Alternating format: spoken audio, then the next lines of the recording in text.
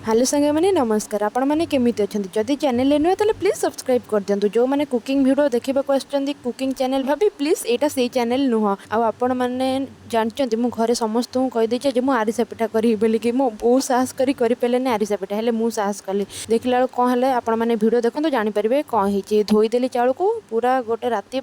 पर्यंत सेमती Batur धोईकी fan में टिके सुखा पर्यंत छाड़देली चूना करके गुजराती गुंड भी करदेली जी चूना नहीं मु 500 ग्राम नहीं एठी नेली 300 ग्राम गुड़ तापर से गुड़ को मेल्ट करदेली भी चेक कर पाग ठीक हवा जाए चेक कर सारा पर ये बो आसला मत हेल्प करने को गोलेबा गोलैलु जे हेले एटा टिके पानिया हो गला तापर ठीक ठाक लगिला एटा घी पिठा कहते बोले ऊपर टिके घी पकईदेलु तापर कदली पत्र रे काढ़ी देकी माने हाथ में धरला बेलू देखुना छाड़ी जाऊँ पत्र